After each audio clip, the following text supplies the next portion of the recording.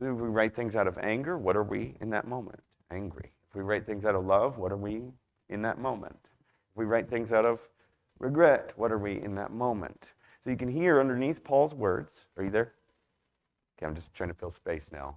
I'm trying to fill space. You can hear underneath Paul's words what he's feeling, okay, if you listen very carefully, because sometimes the hardest debt to pay is attention.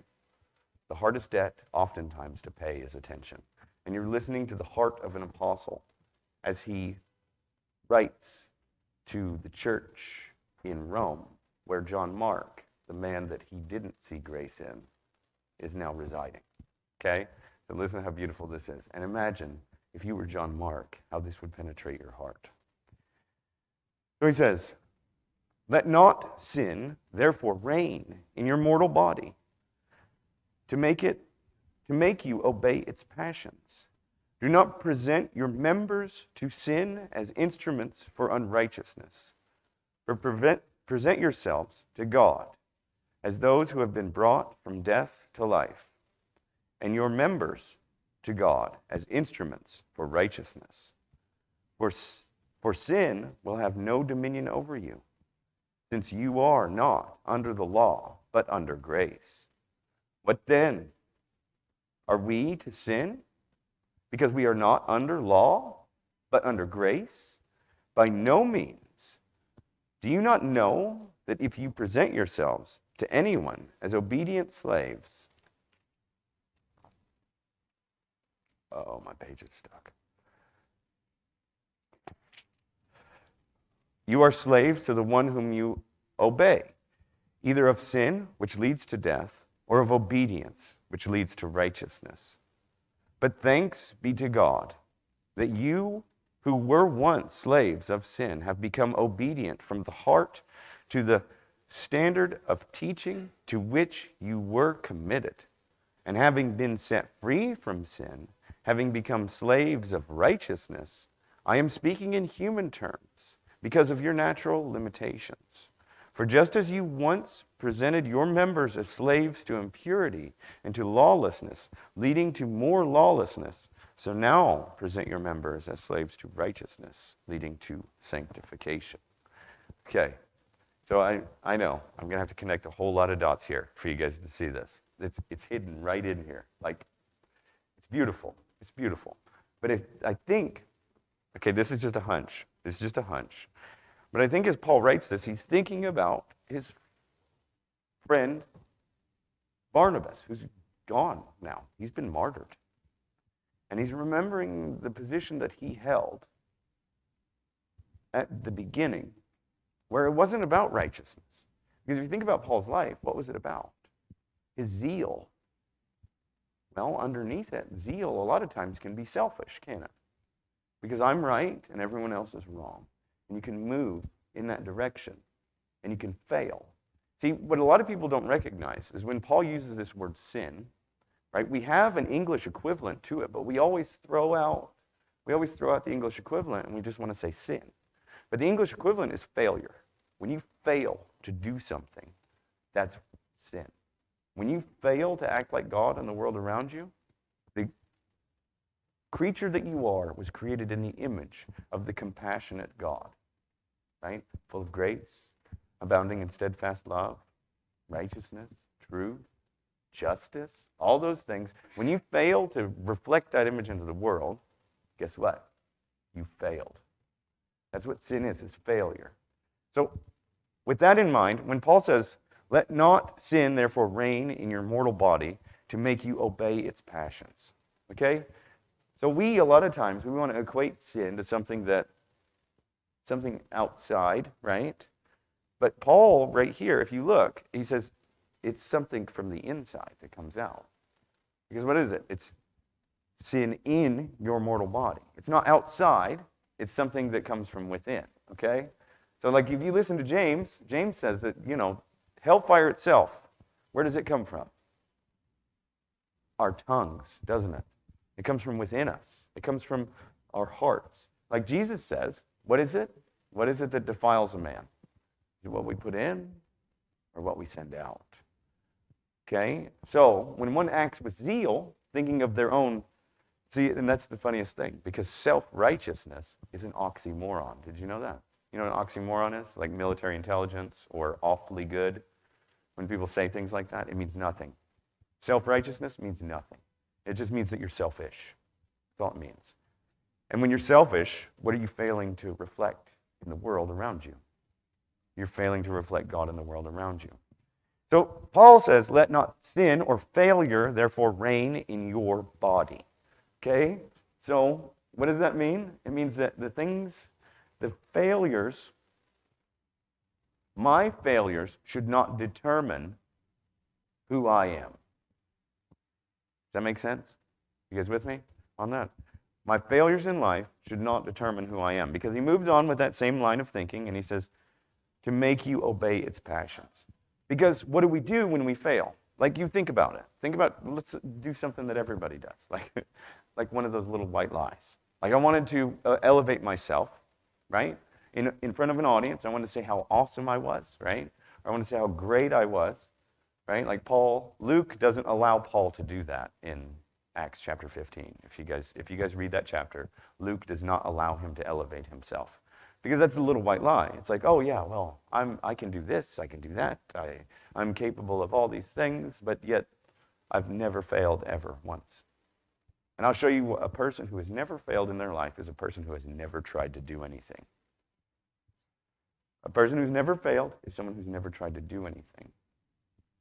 So don't let failure rule you. Because what happens when you fail and you don't see it as a failure? Or what happens when you sin and you don't see it as a sin? What do you try to do? You try to cover it up, don't you? You try to cover it up yourself. It reminds me of Adam and Eve in the garden. Because what did they do? The moment they realized that they failed, right? Same word as used, sin. The moment they realized that they failed, what did they do? They tried to cover themselves, didn't they? And what was it? It was completely inadequate. So who had to cover them in what they did? God did, didn't he? He took animal skins and he covered them. Because they clearly, as much as they wanted to be like God, that was not the path to follow, as they tried to cover themselves. So like our failure, a lot of times when we fail, we don't want to let people know about it. Like, you know, when I was getting dressed this morning, you know how much time I had to spend with a lint roller on my clothes? Because I left them out, and the cat, you know, my wife and those cats, right? My wife and those cats. I left my clothes out. The cats got on it, and I recognized something in myself because the first thing I did was blame the cats, right? So what was I failing to do? I was failing to take responsibility for the very things that I did in the first place, okay? It's just me, right? I'm not trying to sugarcoat anything, but we do that all the time, and we don't even realize how much we do it. Failure will lead to us wanting to cover the things that we've done in order that we feel better about who we are, right? And Paul spent how many chapters? 5 chapters telling us how awesome we are. Paul understands that he is not the awesome one, right? Because we're moving into the theological part of what Paul's talking about. So he says, don't let your failure rule your body, because, well, failure, guess what? When you see it as such, leads to more failure. When you fail, you don't go to the right place. You cover up your own failure, and it starts a cataclysmic chain of events that you have no control over, or you think that you have control over, but they lead you down a path that's full of brush, and briars, and thistles. Okay. So he says, do not present your members to sin as instruments for unrighteousness. Okay, so I'm just going to pause right there because that but isn't there in the Greek. But he says, do not present your members. Okay, so he's talking about the pieces of our body. See, Paul is he's making references to the parts of our body. Like if my hand fails, right? My hand failed to do something. Okay, so he's drawing a metaphoric illustration. He says, if my hand fails to do something, then I'm not just going to give it over and just say, okay, well, that thing is completely gone, right? Because he just spent the last chapter talking about grace. So he says, don't just present your hand as being an instrument of sin, right? Don't say that this thing is bad, so it just needs, that's just what it is. Don't do that, because guess what? That thing's going to keep doing what it's doing as long as you're not recognizing what it's doing and where the failure is actually coming from. But he says, instead, right, for unrighteousness, because if my hand takes from someone, okay, I'm not in right relationship. If my hand breaks an oath that I made, if my mouth breaks an oath that I made, usually it's the mouth that does these things because we speak from the heart. We got to pursue that thing, right? When he says passions there in the previous sentence, you know what the Greek word is? It's right in here. It's the Greek word for heart. We translate it as passions, right? So these things come out of our mouth, we know, because we try to cover up. It's not our hand, oftentimes, that is driving us to cover up the thing that we've done wrong. It's oftentimes our mouth, isn't it? But what does our mouth get us into? All kinds of trouble, right? Like my wife, right? Like just me. I'm the guy up on the podium, so I need to be the example, right? Like my wife, she does something silly, and then instead of saying, okay, we can work through this together, what do? Oh, yeah, exactly. Bing, right? That's the first thing I do. Now, is that giving myself over toward righteousness? Am I trying to strengthen or heal the relationship that I'm currently in? Because righteousness is living in right relationship, isn't it? That's what this whole book is about, right? Because Paul understands something. Now, Paul, I put myself as an example, but Paul puts himself as an example. In Acts chapter 15, when Paul says, no way, that guy is not coming with us at all. What is he giving his member over to? What is he giving his voice over to? Unrighteousness, isn't he? Now, Paul doesn't hide it, does he? He wants us to see it so that we can learn from it, so that we can move on and we can strengthen our relationships with the people we care about and the people that are in God's family. I mean, there's not that many of us here, but hopefully this will have an impact. Because if we understand it rightly, then we can apply it to our lives. If I go out and I think about what I'm going to say before I say it, and my thought is that my only thought is that I need to heal this relationship, or I need to strengthen the relationship that I have with you, or with them, or with someone else, my conversations are completely different. You know how different they are? When someone says something that I disagree with, all of a sudden it's like, okay, well, I'm just going to have to disagree with you. I will take the humble position, and I'll listen to what you have to say. I'll disagree with you, and if you want to hear my point, I will share it. But our relationship, my relationship with you, is more important than whatever disagreement that we may have. You know how many denominations we would have if we took that posture in every conversation we had? One denomination. And it would be the same denomination as Christian. It would be Christians. We would all be just Christians. Because every church split has happened. Why? You're wrong, I'm right. I'm going to sing the I am right song. And then the other person says, you're wrong, I am right. We take an adversarial posture. What did Jesus say about your enemies? You guys remember? Love your enemies. Now, how did Jesus love his enemies? Remember, if he's our example, because we don't gather around an idea, right? We don't gather around a building. We don't gather because there's enough people where I can have a spot to hide, right? That's not why we gather. We gather around Jesus. He is our example. Now, every word that proceeded from Jesus' mouth, do you think it was to either strengthen a relationship or heal a relationship?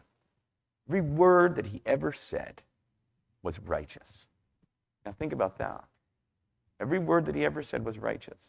Even when he tells the Pharisees that it's not the stuff that you put in your mouth that defiles you. It's the things that come out. And as they spew hatred out, and they want to destroy who he is, they don't even realize that he's there for them. Right? It's the beauty of who Jesus is, who our master is. Because we've given ourselves over to who he is, to pursue, to transform ourselves into new human beings. Right? Amen? Okay.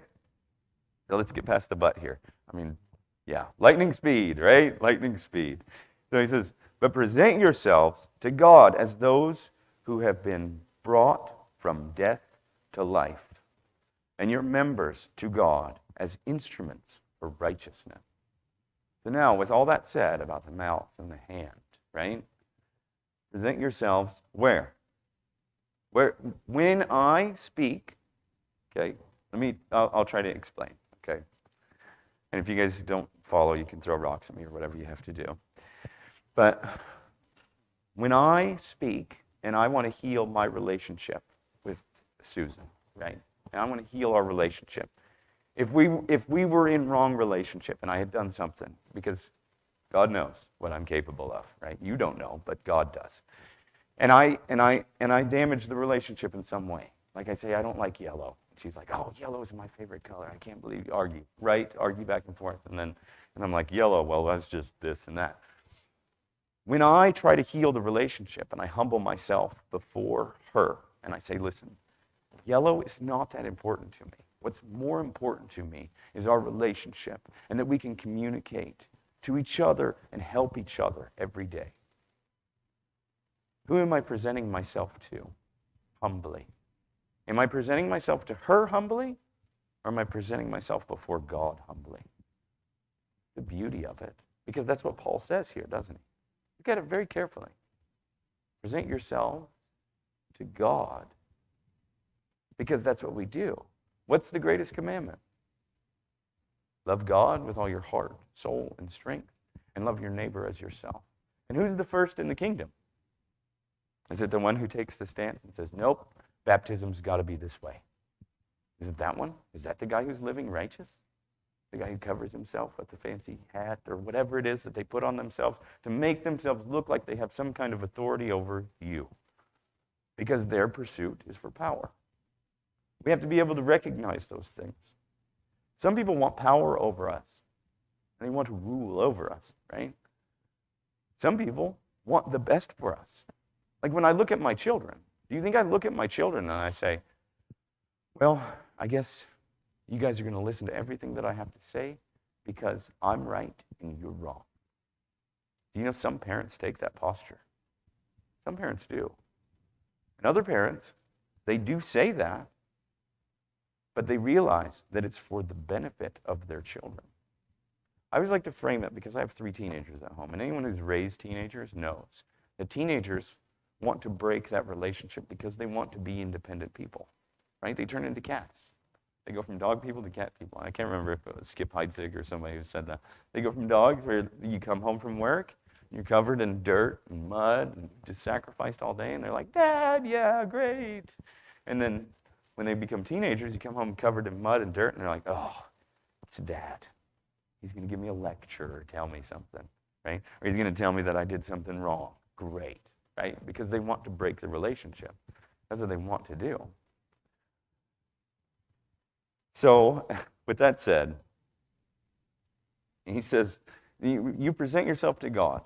And that is our sign of moving from being dead to actually living.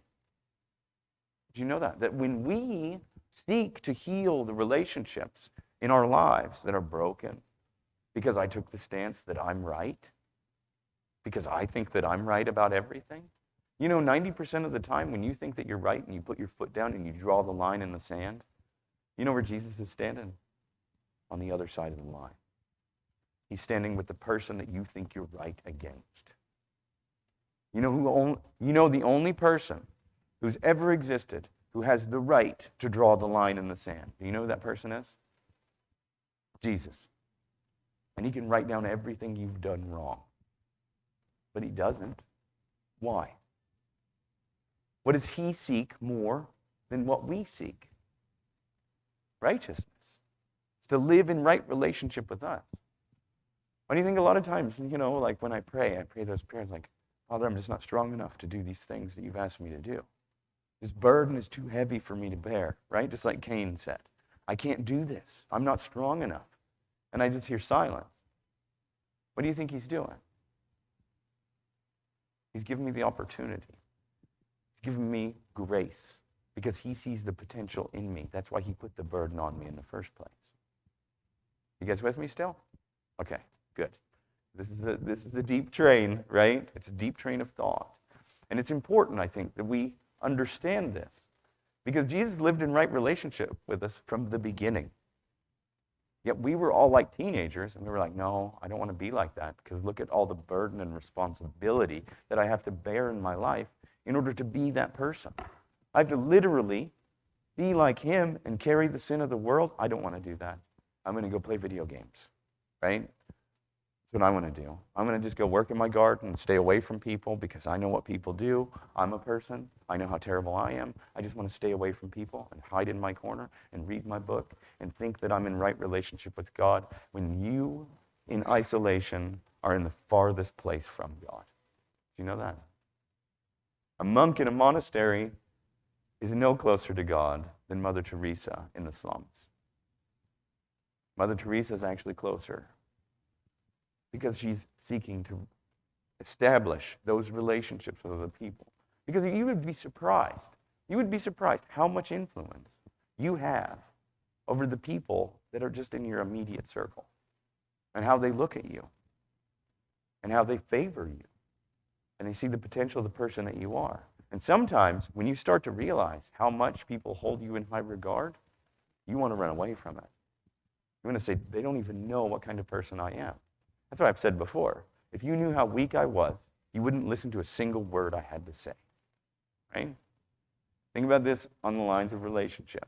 But if I knew how weak everyone else was, I would be compelled to speak, right? A missionary isn't someone who crosses the sea. A missionary is someone who sees the cross. That's what a missionary is. Because in every relationship that we have, I mean, how many, you guys don't have to show hands, but how many of us have broken relationships? And the source of that broken relationship is probably, if I'm honest with myself, is usually me taking the posture of I'm right and everyone else is wrong.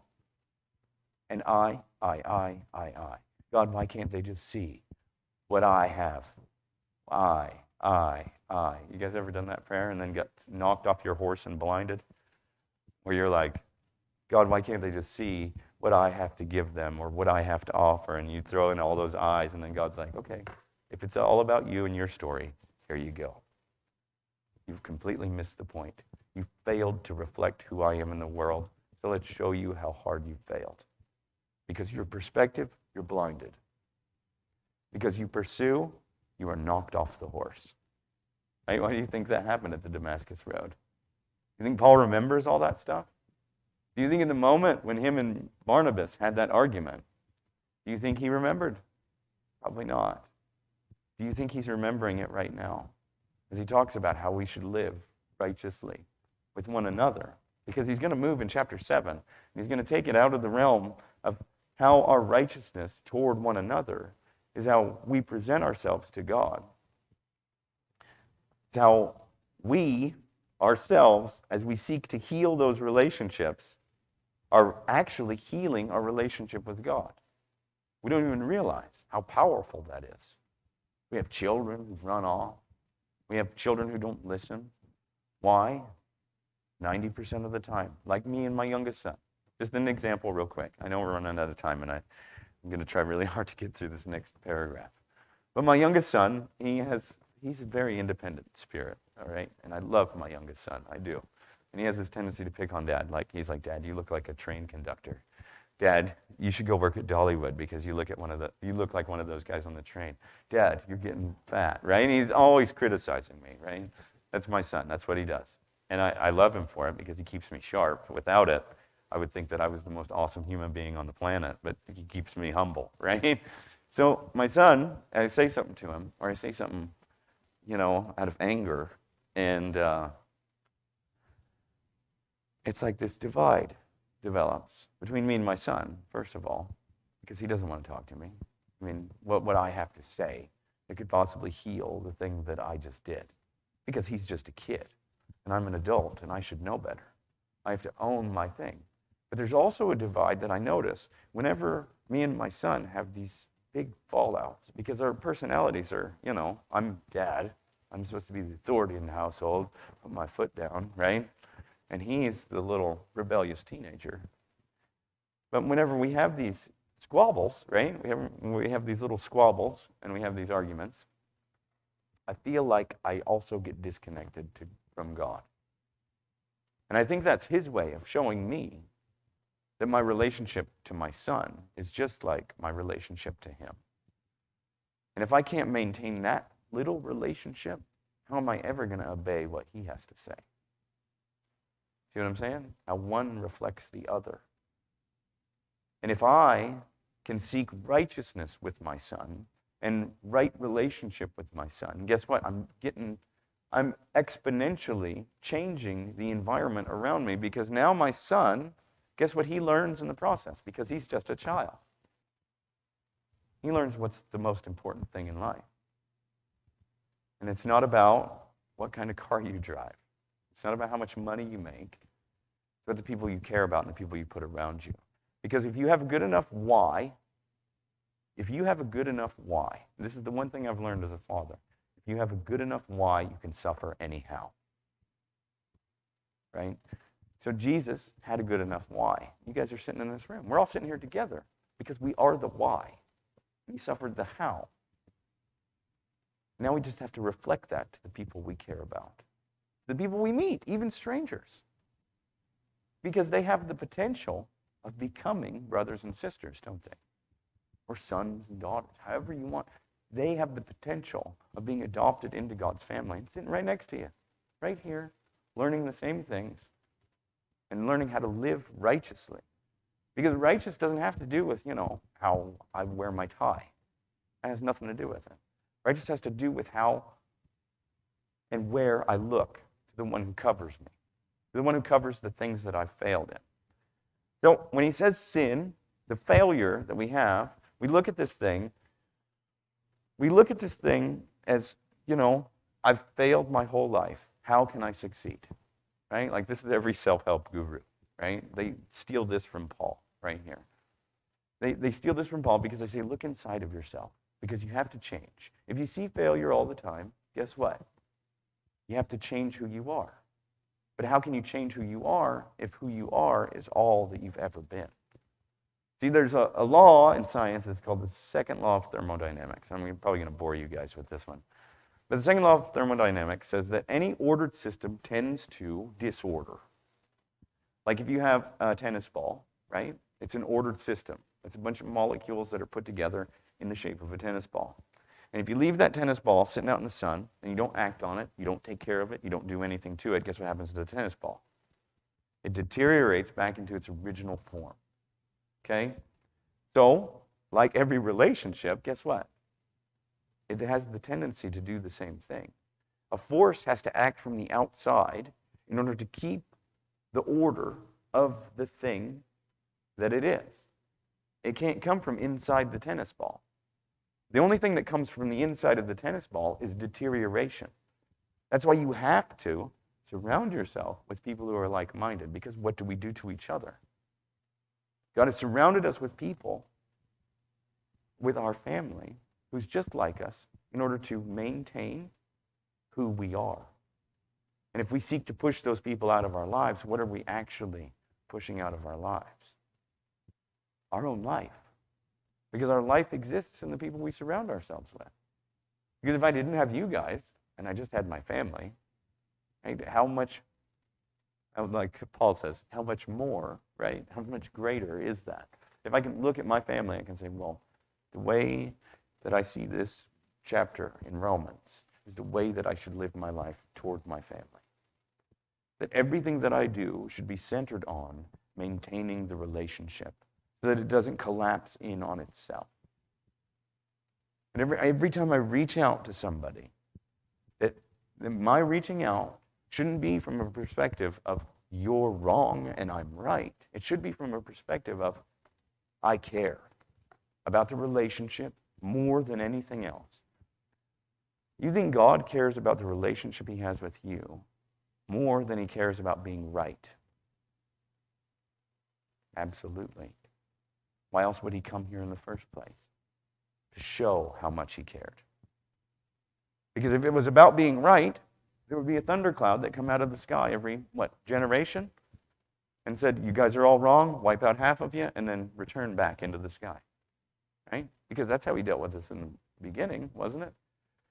He's like, oh, there's only one righteous guy on the planet. Guess what? Wipe the whole thing out.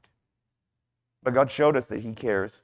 He is more righteous than we ever could expect to be because he cares about us more than he actually even cares about being right. That's what a good father has to do.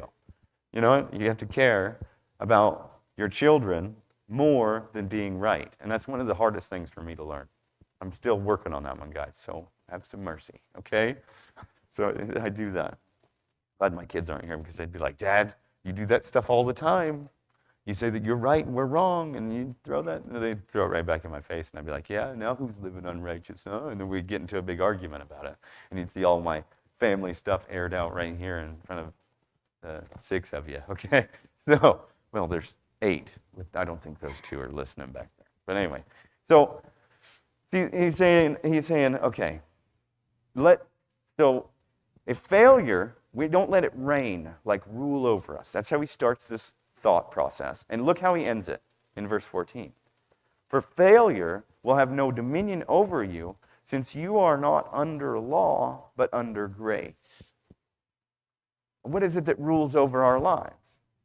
Okay, so this is one of those things where people get thrown off the trail really easy.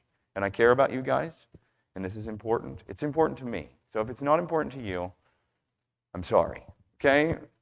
But here's one of the things where people get thrown off the trail, because he's ended this thought that failure has no dominion over us, okay? Our sin has no dominion over us. It doesn't rule over us because we're under grace, okay? So here's the self-help guy, okay? I'm just going to pretend that I'm the self-help guy. Hold on. If I had a hat, I'd turn it around backwards for you. But the self-help guy says, listen, there's no such thing as a failure who doesn't stop trying. That's what he says. That's the same thing that Paul said right here. Failure doesn't rule over you because God sees the potential in you. Okay? This is one of those lines that's been so misinterpreted through history. But when you realize what's underneath all this, it's about relationship. This whole book is about what? Righteousness, living in right relationship. So why would Paul all of a sudden say, well, why would he all of a sudden use this as a treatise to convict you that you're not part of God's family? If it's about righteousness in the first place. Because I've heard that. I've heard people say that. See, because I can twist it as much as I want. I can twist this one verse, okay? And I'll show you how you can twist it. For sin will have no dominion over you. If you're sinning, if you're failing in your life, guess what? You're not living under grace. Have you heard anybody throw that out? Like say that.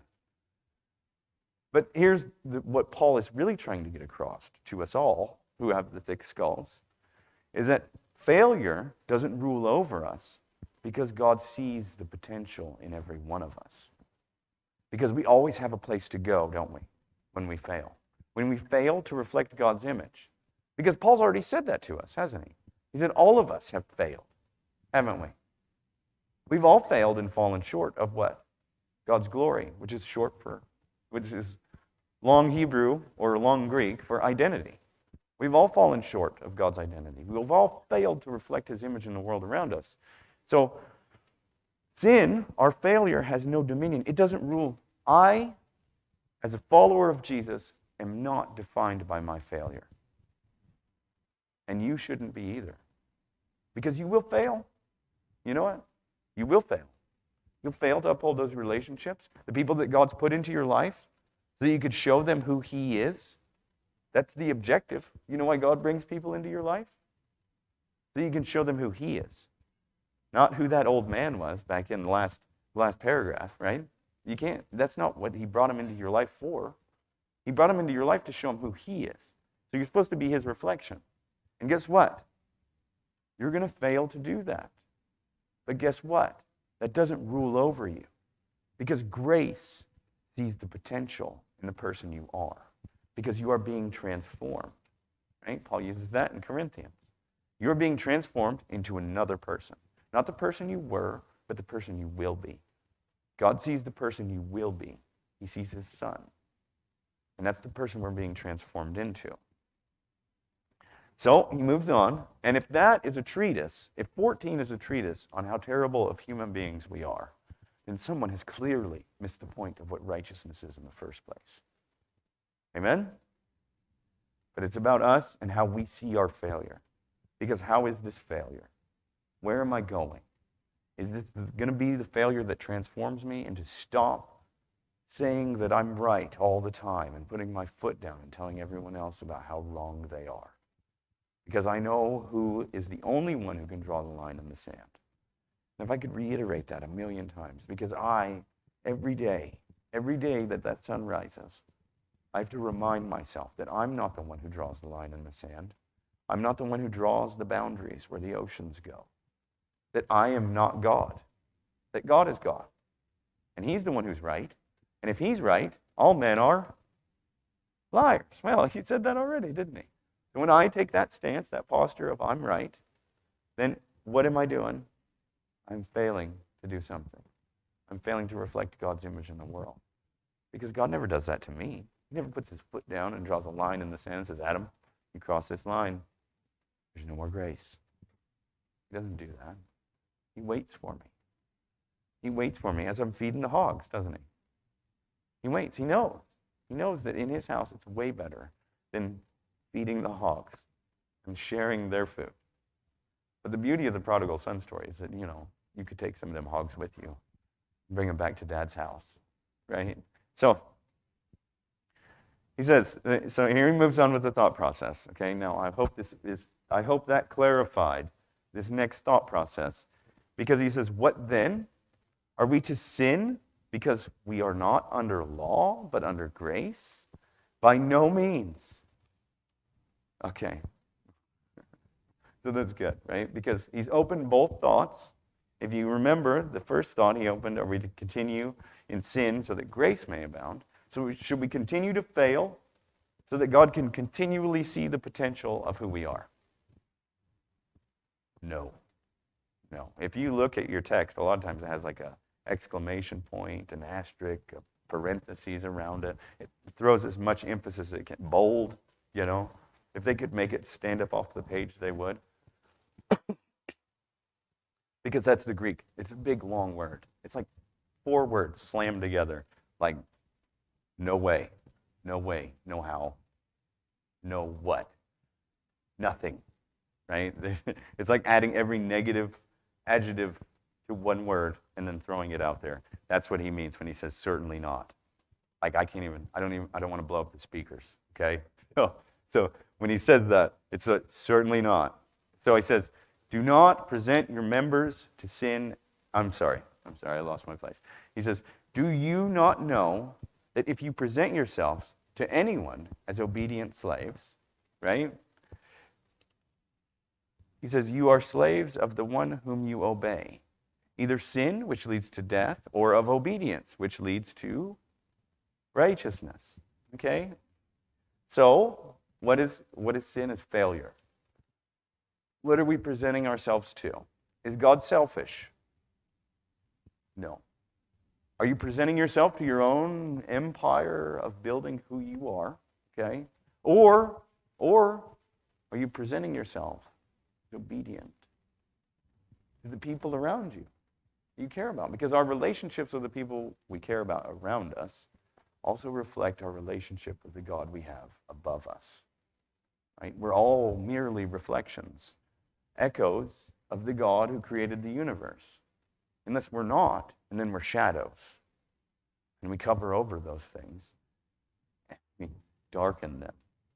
Okay? So if we are obedient, what Paul's doing here is equivalency. Obedience is to life as failure is to death. That's what he says. Obedience is to life as failure is to death. So, what do you mean, Paul? He's going to move on. He's going to move on because if he means that subjecting yourself and being a doormat for everybody, if that's what he means, then the next sentence wouldn't make any sense at all, right?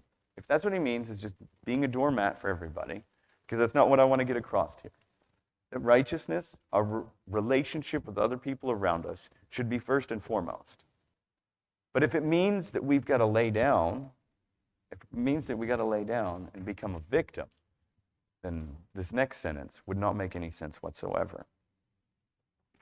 He says, "But thanks be to God, that you were once slaves to sin and have become obedient from the heart to the standard of teaching to which you were committed." Okay? So when he says standard of teaching to what you were committed, do you guys have any idea what he's talking about? Who's the standard of teaching?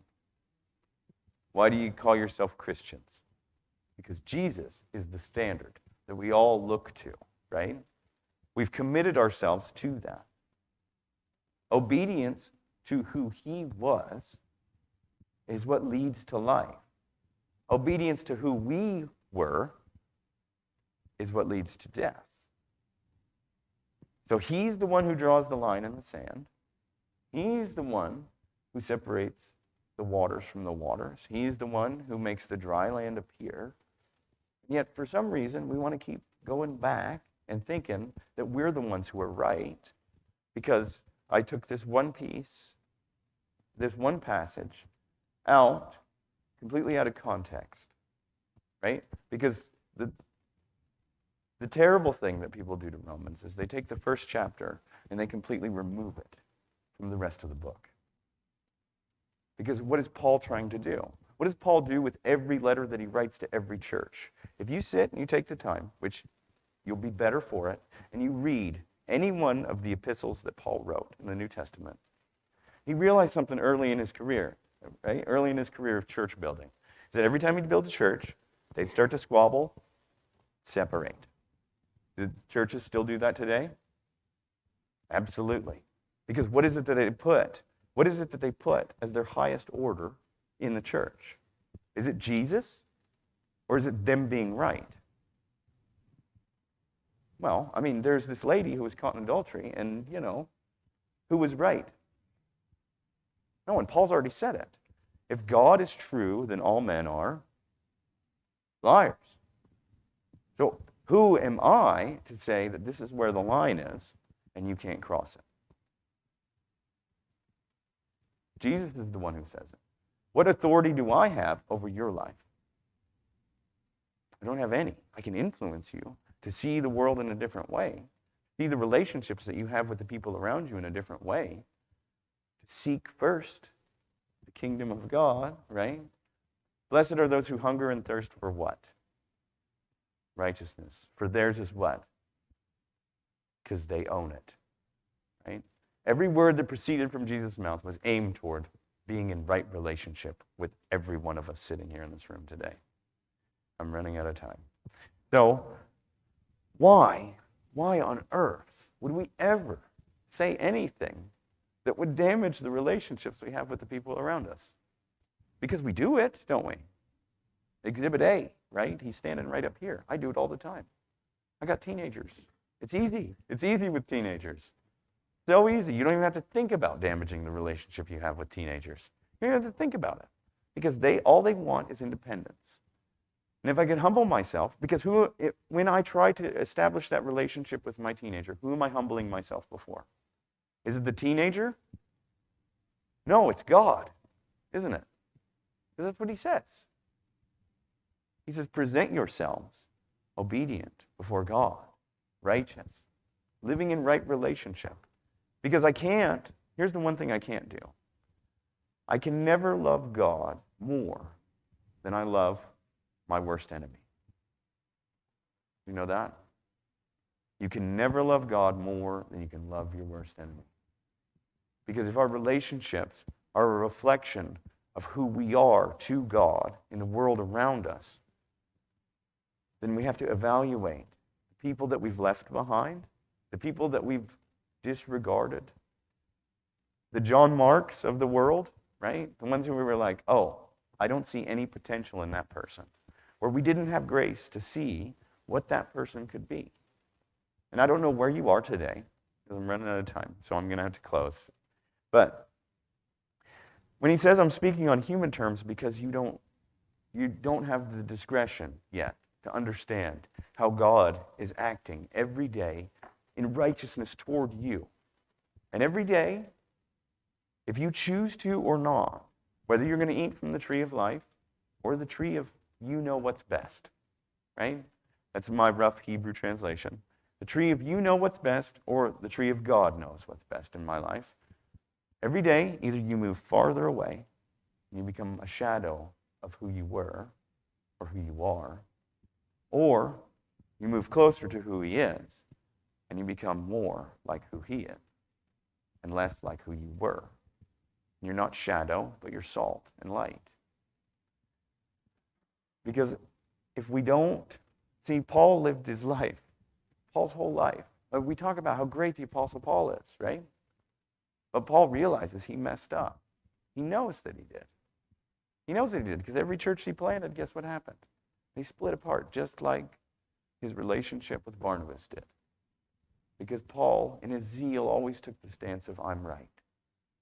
So toward the end of his life, in Timothy, I challenge you, this is your homework.